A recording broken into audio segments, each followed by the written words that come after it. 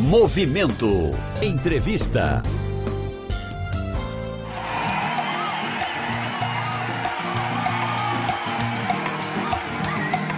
A esse amor que eu jurei que eu tinha mandado embora. Vira e mexe, ele volta, me visita, me assombra, me cobra e revolta. Me revira na cama, me rola, de lado, de frente, de ponta e de costas. Me envolve, me caça, me explora, me sacode, me invade, me acossa, castiga, me acorda. E ainda exige de mim cara a cara a saudade e a memória. A esse amor que eu pensei que era flor que secou.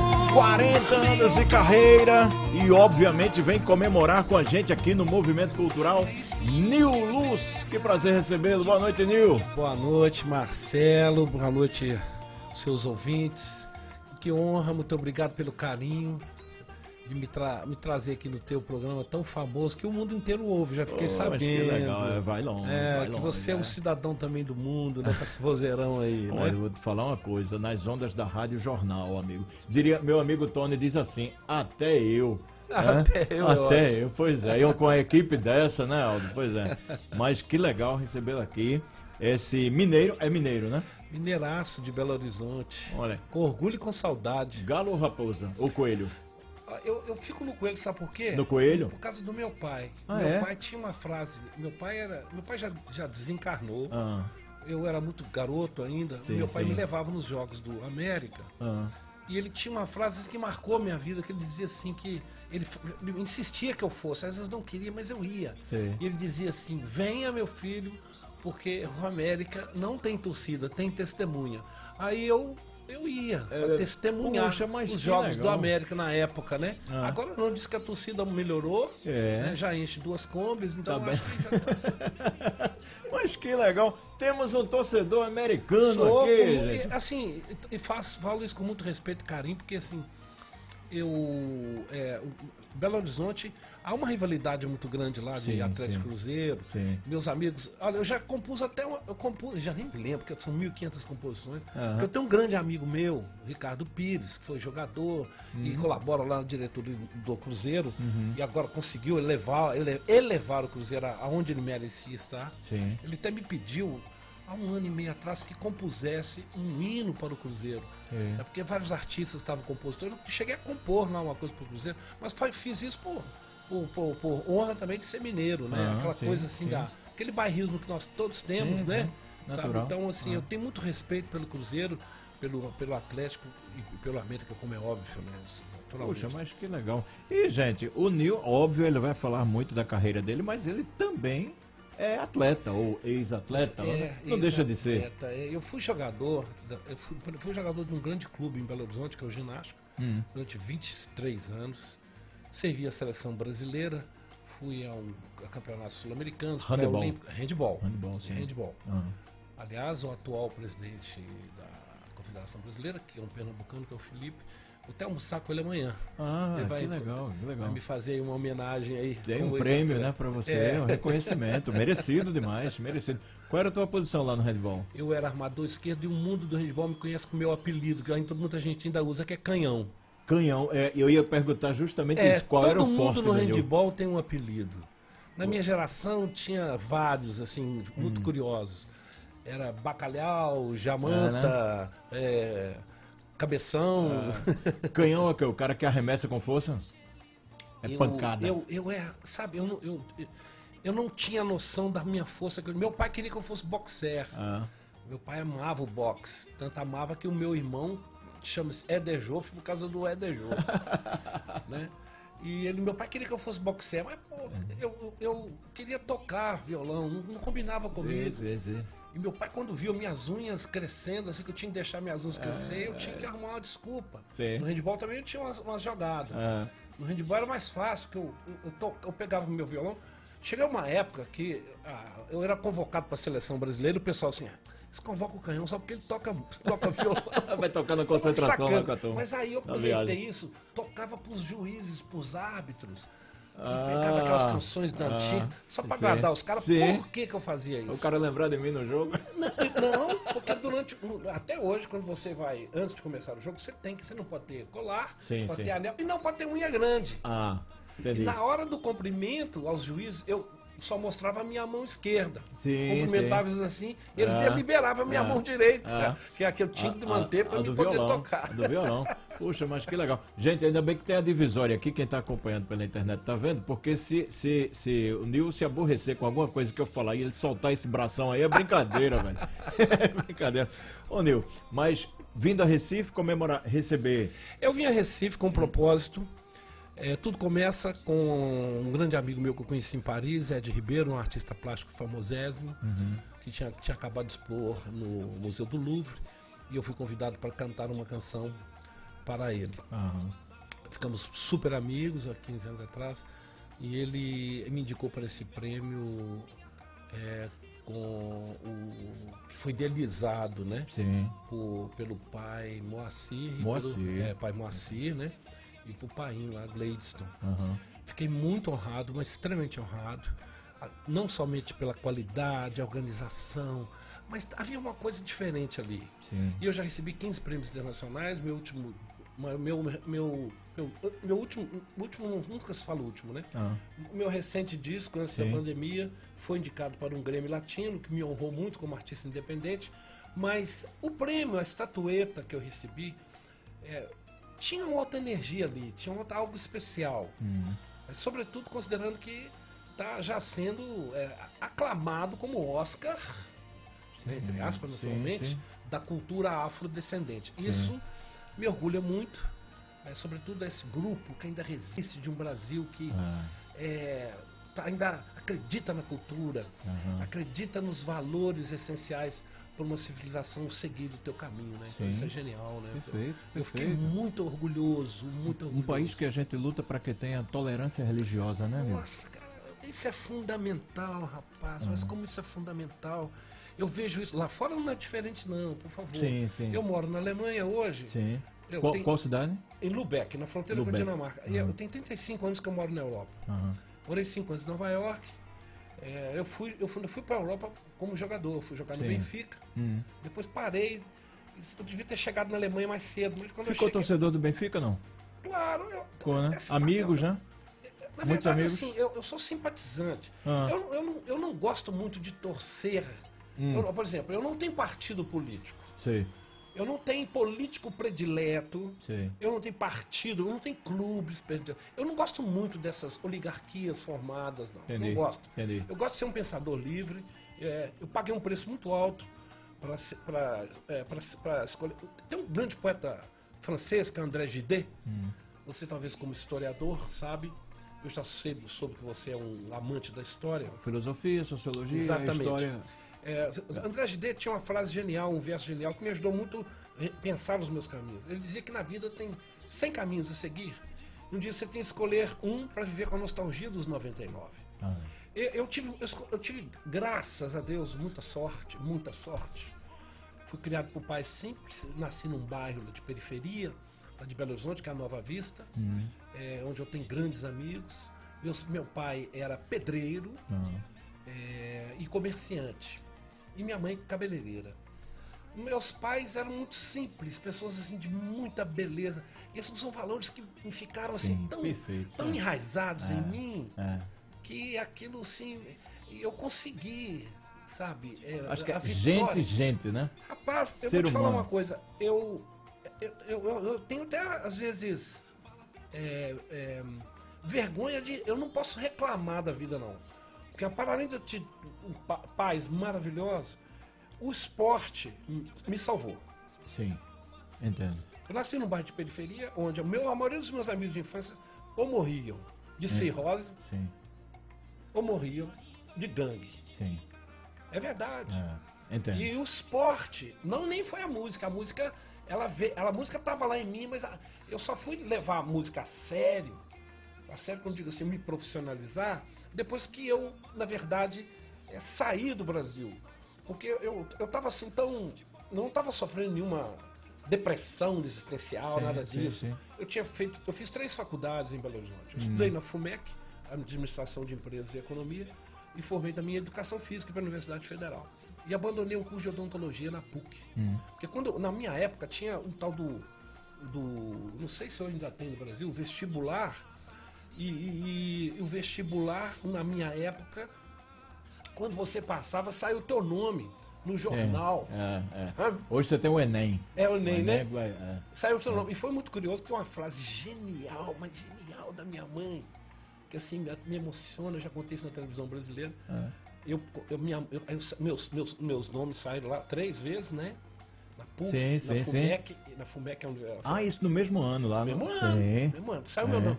Aí minha mãe, eu muito orgulhoso de mostrar minha mãe, e minha mãe falou uma frase, rapaz, na cozinha da minha casa, que foi a coisa mais sábia, inteligente que eu recebi na minha vida. Ela falou assim, ela muito semi-analfabeta, falou comigo: e agora, meu filho, o que você vai fazer com 3 dificuldades?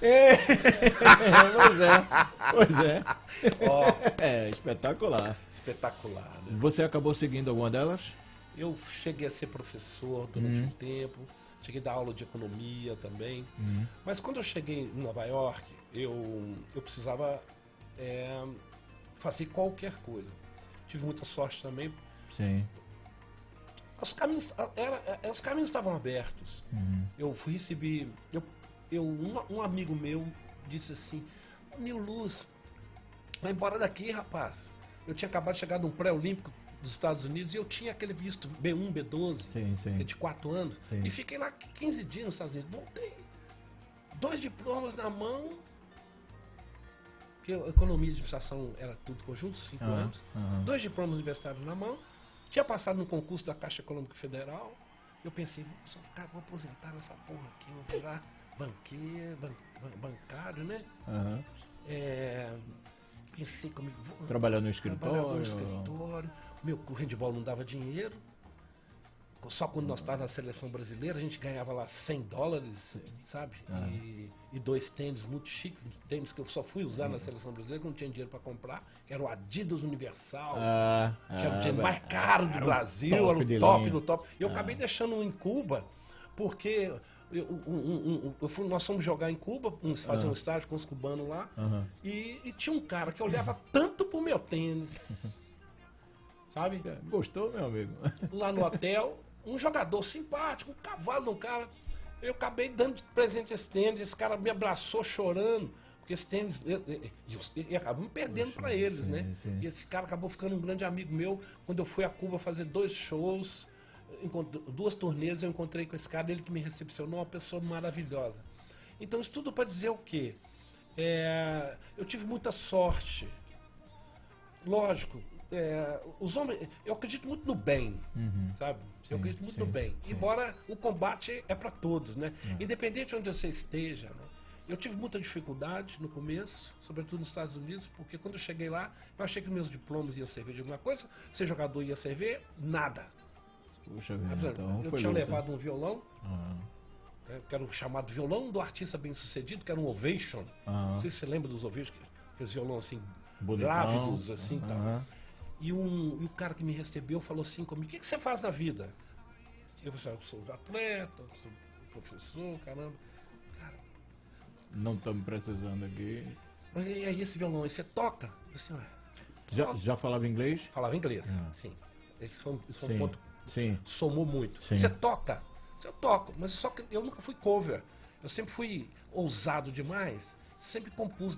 A minha primeira composição foi aos 7 anos de idade. 7 anos. Então por isso você falou em 1.500 músicas, é isso? 1000 registradas. Esse número ficou aqui, porque 1.500 registradas. é muita música. Registradas. Eu vivo disso, né? Eu vivo de direitos de autor da minha obra. Então você vive da arte. Eu vivo da minha arte. Sim. Eu tive que... O objetivo final daquela primeira pergunta era essa aí. Bom que Eu você antecipou. vivo da minha arte. Eu sou o que o espanhol chama de cantautor, né? Eu cantautor. Eu cantautor. Adoro essa expressão, acho genial. Puxa vida. Bom, resumindo, esse cara perguntou: o que você faz na vida? O que você quer fazer aqui em Nova York? Olha, eu era um amigo do pai de um amigo que me recepcionou lá. Foi a primeira vez e única que eu andei de limusine na vida. Quando eu cheguei em Nova York, foi uma limusine que me pegou, que era amigo de um pai de um colega de faculdade que era muito rico lá. Esse cara falou assim, olha, vamos lá embaixo, que eu tenho um amigo meu aqui que tem uma casa de show chamada Via Brasil, tá? Olha aí. Vamos lá. Só que chegou lá o Luizinho, um mineiro, Diamantina, falou comigo assim, rapaz, a casa tá cheia de segunda, cheia de cartaz lá com Aguinaldo Timóteo, Biafra. Sim. Era o que, anos 80 isso aí? Anos 80, 86, 87. Sim. Biafra. E tinha jogadores lá também, Marinho, me recordo do Marinho, Pelé, o caramba, Rivelino. Cara, o cara conhecia todo mundo. Esses caras frequentavam ali, fim de semana a casa lotava. Eu disse, tá tudo cheio, de segunda-feira da Festa, mas eu tenho você é um cara aí, você é um cara forte, você fala inglês? Fala inglês. Eu tô precisando de um porteiro aqui. Tô precisando de um porteiro aqui. Se você quiser... Sei que você é um cara culto, tal, formado, mas, cara, aqui em Nova York, sabe? Eu falei, não tem importância não, eu sei que Tom Jobim foi lavador de prato aqui, né? Espero que um dia eu encontre com o Frank Sinatra, né? Gozei, né? Zoei, né? Aí eu falei, tá bom, eu preciso, você tem terno? Eu falei, não, tenho não. Aí eu falou com o cara, chamou o cara, não comprou um terno com $70, você compra um terno em Nova York. Eu preciso de você aqui 4 dias. Você vai ficar aqui selecionando as pessoas que vão entrar. Aqui nós temos uma festa, que é a festa de 7 de setembro, Deus lá, que só entra bêbado, maluco aqui. Eu não quero. Você fica aí e resolve. Eu fiquei 4 dias lá. O que eu ganhei em 4 dias, eu não ganhei em 5 anos no Brasil. Puxa vida. Esse cara, quando ele foi me pagar, e depois, o mais importante, o mais importante foi que ele me arrumou um lugar para morar. Eu não tinha onde morar. Ele falou assim, eu tenho um percussionista que toca aqui, o Sérgio. Ele tá precisando de um amigo lá, um companheiro para arrumar um quarto lá para mim. O cara já veio muito rápido. Eu sei que às 2 horas da tarde do outro dia eu estava na porta trabalhando com porteiro. Trabalhei 4 anos. Esse cara me pagou $2.000 em 4 dias. Eu mandei dinheiro para minha mãe era muito simples. Perguntou, meu filho, você está roubando? O que é que você está fazendo lá? Por que você não botando dinheiro, rapaz? Eu mandei para minha mãe $1.000, rapaz, nos anos 80. Aqui no Brasil era uma fortuna. Justamente. Foi com esse dinheiro que eu comecei a minha vida em Nova York. Acredito que talvez fosse a relação de hoje. Hoje está valendo 5 e alguma coisa. 5 mil reais, mas não é mal. Dá para ir ao shopping. Em 4 dias? Em 4 dias. Cara, em 4... Não, 10, né? 10 dias. Não, R$10.000 que eu ganhei em 4 dias. Em 4 dias. Mas eu trabalhei lá 8 horas. E quando a minha sorte acabou, 2 dias depois esse cara liga. Não tinha celular, não. Sim, Ele ligou lá pra casa, onde eu estava morando, e ele falou assim, olha, o meu músico da quarta-feira tá voltando pro Brasil. Vem pra cá, se você for bom de serviço, você vai trabalhar aqui. Fiquei trabalhando 3 anos lá. E pagando bem. Pô, meu irmão, só de chips, né, que é a gorjeta, eu, por dia que eu tocava lá, eu faturava de $200 a $250 por dia. Na quarta-feira, só tocava uma vez por semana. Sim. E ele ainda me pagava 700. Você sabe que você ganhar $950 por semana em Nova York? Pra mim foi uma festa, bicho. Você tocava o quê, Nil? Eu toco ainda violão. E cantores? É que você Cantava as tuas já também, né? Sabe o que eu fazia? Meu repertório era muito fraco. Porque eu nunca cantei, eu nunca fui cover. Então o que eu fiz? Eu lembrei de algumas canções, como A Garota de Ipanema,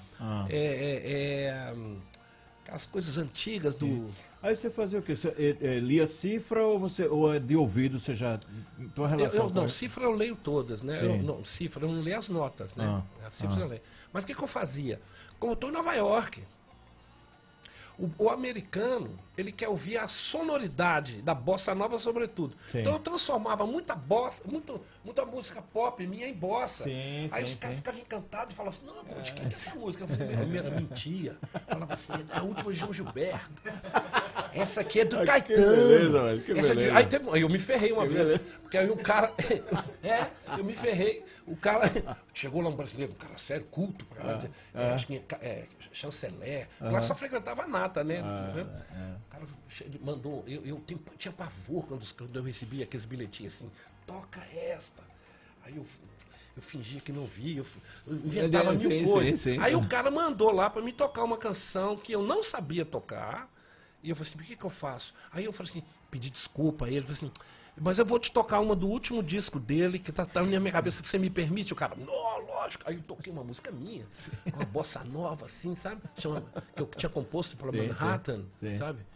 Eu até pus essa música na trilha sonora do meu primeiro livro, sabe? Que o meu primeiro romance. Uhum. Aí toquei, e o cara levantou, ele me deu o tip lá, de $20 de tip, o cara gostou, né? Levantou, pôs o dinheiro assim, e falou comigo assim, engraçado, rapaz, conheço toda a obra do João Gilberto, eu nunca ouvi essa música. Essa coisa nova, eu acho que foi a sobrinha dele que gravou, a Bebel Gilberto, uma coisa assim. Ah, da Bebel, eu acho que é da Bebel. Pra me safar. E foi assim durante 3 anos. Eu tinha que abusar do meu repertório e reinventar o meu repertório para ganhar dinheiro. Puxa vida, que começo espetacular.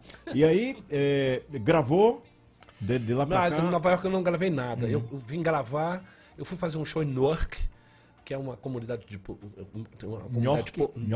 chama Newark. Ao lado de Nova York tem uma comunidade muito grande de portugueses. Sim. Eu fui fazer um show lá. E lá eu conheci um português chamado José Mário Branco, que Deus o tenha. Esse cara foi uma espécie de padrinho para mim. Puxa, ele ficou encantado com a minha voz, com a minha música, e falou assim, o brasileiro, o que você está fazendo aqui, pá? Vem cantar no meu país, aquela coisa toda. E eu fui, e ele era do Partido Comunista, mas só que eu não tinha consciência que esse cara era uma estrela em Portugal. Aí ele me fez um convite, eu não acreditei muito não, sabe? Fez um convite para mim lá fazer um show lá, abrir um show lá tinha um show de lusofonia, daí meu nome que eu troquei, New Luz. Esse minha luz conhece por causa de lusofonia. Entendi. Tá. Entendi. Eu pensei que era um Nilson Luiz, por exemplo, teu nome. Não, meu nome é Newton. Newton. Sabe qual é o meu nome verdadeiro? Se eu te contar. Não, eu comecei a minha carreira em Belo Horizonte. Eu era atleta, então eu lotava os grandes teatros lá em Belo Horizonte. Não porque eu tinha disco, não, porque eu era atleta, todo mundo conhecia. Todo mundo ia no show do Canhão. Aí eu muito marqueteiro. Era o Canhão, conhecido como Aí eu Canhão. pegava o show, Canhão de Luz. Sim. Todo mundo, o show do Canhão. Mas o meu nome, infelizmente, o meu nome de registro era Newton Cruz. Você sabe quem foi Newton Cruz, né? Sim. Aí aí deu um clique uma vez, saiu até uma puta matéria na Isto É, eu pus assim, as estrelas não estão nos meus ombros. Puxa vida. E o Newton Cruz tinha acabado de chicotear os carros lá em Brasília, daquela bomba do centro, do Rio Centro, lembra, né? Época pesada. Foi uma coisa história. Aí eu fui assim, eu costumo dizer que o meu nome foi uma pedra bruta que eu vim lapidando. Sim. Eu começo com o Newton Cruz, até que um publicitário brasileiro falou comigo assim, cara, você é louco. Isso é começar uma carreira chamando Mussolini na Itália. Você não pode ter esse nome. Você tem que trocar esse nome. Aí eu troquei. Eu pus Nil Cruz saindo do tom. Nil Cruz. Aí eu comecei a criar shows para as pessoas entenderem a mudança de nome. Era Newton Cruz. Aí eu pus Nil Cruz saindo do tom. Sim. Entendeu? Tom, afasta de mim esse cara. Exatamente. Aí, quando eu for para Nova York, e esse português me convida para tocar em Portugal, que foi aí meu boom, lá que eu gravei meus 5 primeiros discos. Aí que eu tiro o Cruz e ponho Luz, conhece, porque ele me convidou juntamente. Ele tinha um projeto lá chamado Lusofonia, que quem idealizou foi um embaixador, José Aparecido. Sim. Sabe? Que era um mineiro, que era embaixador em Portugal. Ele me apresentou José Aparecido. Mas a coisa mais fantástica que aconteceu não foi essa. Esse cara tinha uma percepção tão grande da humanidade, da arte. Ele falou comigo assim, um artista como você não pode ter fronteiras. Vai ali, tira uma cópia do seu passaporte, 3 fotografias e pega um requerimento lá no Ministério do Exterior, das Fronteiras. Não entendi nada. Fui lá, obedeci, entreguei. Passa uma semana, ele mandou o secretário dele me entregar um envelope. Sabe o que tinha lá? Uma coisa que o brasileiro fica 20 anos tentando lá. Puxa vida. que era o meu documento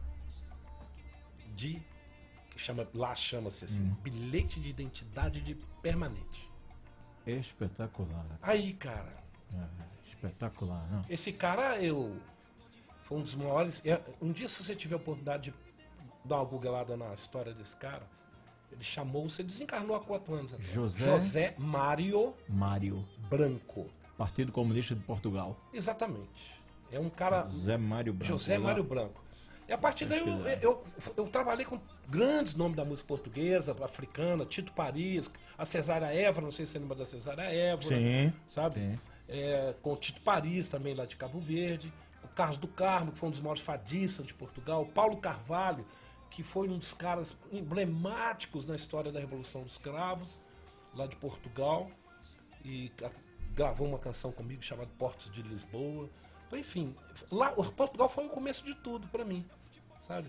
Portugal foi o começo de tudo. Espetacular.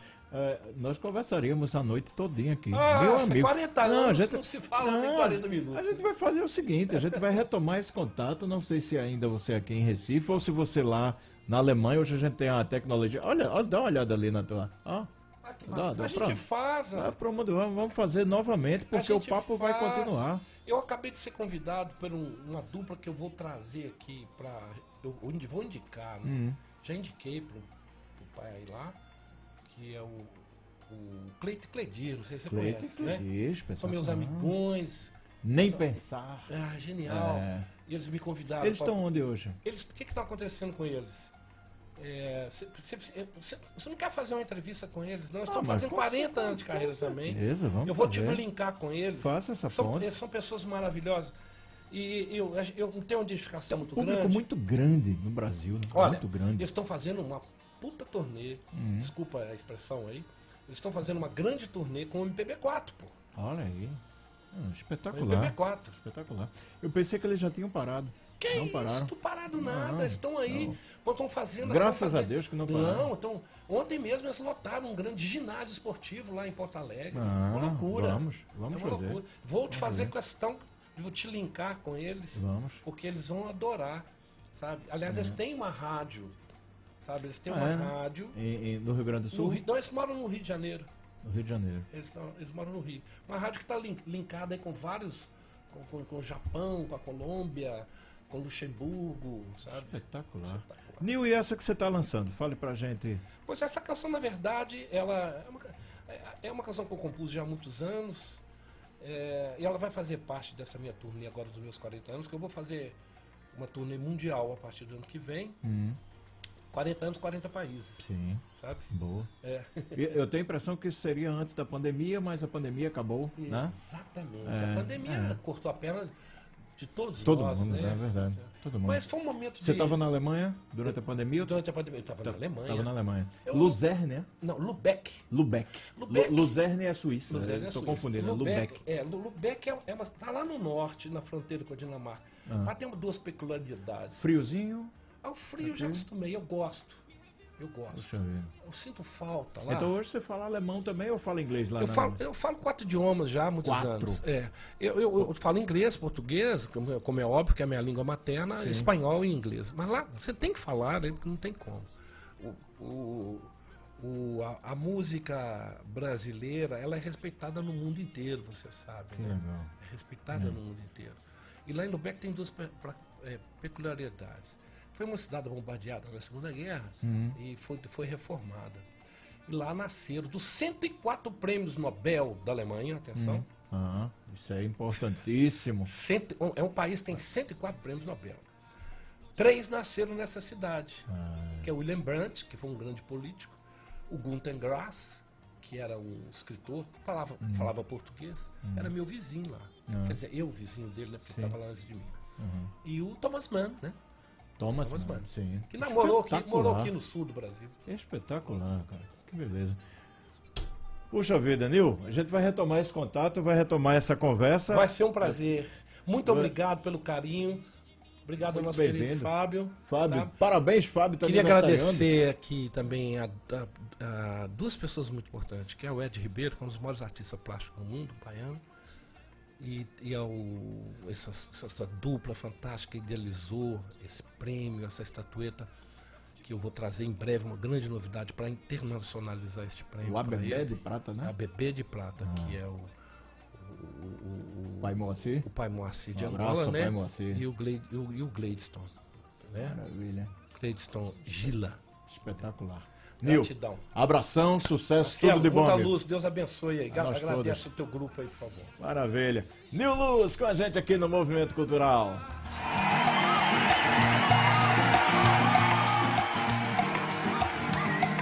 A esse amor que eu jurei que eu tinha mandado embora. Vira e mexe, ele volta, me visita.